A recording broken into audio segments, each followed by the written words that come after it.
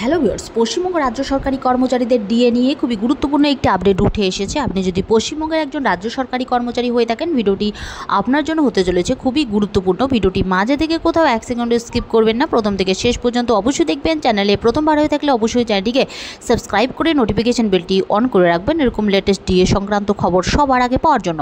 আর already যারা চ্যানেলটিকে subscribe করে রেখেছেন তাদেরকে জানাই অসংখ্য ধন্যবাদ।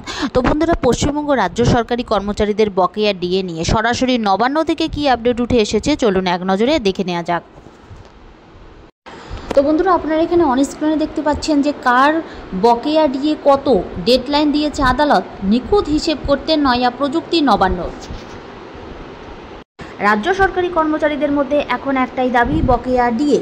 আদালতের নির্দেশে ফের আলোচনার কেন্দ্রবিন্দুতে উঠে এসেছে পুরনো ইস্যু। আর এবার খাতায় কলমে হিসাব নয়, বরং ডিজিটাল প্রযুক্তির সাহায্য নিয়ে তথ্য সংগ্রহ করছে নবান্ন।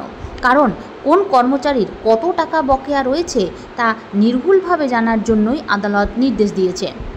জানিয়ে রাখা ভালো যে গত 16ই মে সুপ্রিম কোর্টে দুই বিচারপতি সঞ্জয় করল এবং সন্দীপ মেহতার বেঞ্চ নির্দেশ দিয়েছিল যে রাজ্য সরকারকে অন্তত 25% মহার্ঘ ভাতা আগামী 27 জুনের মধ্যে মেটাতে হবে। শুধু তাই নয়, নির্দেশিকায় আরও বলা হয়েছিল যে 4 সপ্তাহের মধ্যে বকেয়া মেটানোর রিপোর্ট জমা দিতে হবে আদালতে। আর সেই সময়সীমা মাথায় রেখেই এবার জোর কদমে কাজ শুরু হয়েছে।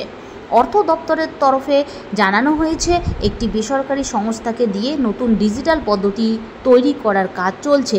আর এই প্রযুক্তির মাধ্যমে পশ্চিমবঙ্গ রাজ্যের সমস্ত সরকারি দপ্তর, স্কুল, কলেজ বা বিশ্ববিদ্যালয়, সরকার অনুমোদিত সংস্থার কর্মচারীরা নির্দিষ্ট পোর্টালের মাধ্যমে জানতে পারবে যে তাদের কত বকেয়া রয়েছে।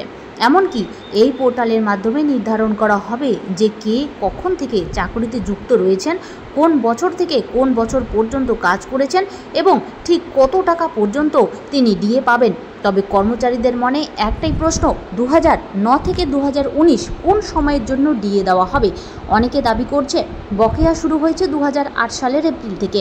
আবার অনেকে মনে করেছে যেহেতু 2009 সাল থেকে রোপা কার্যকর হয়েছিল, তাই 2009 থেকে 2019 সালের মধ্যে বকেয়া ডিএ দেওয়া হবে।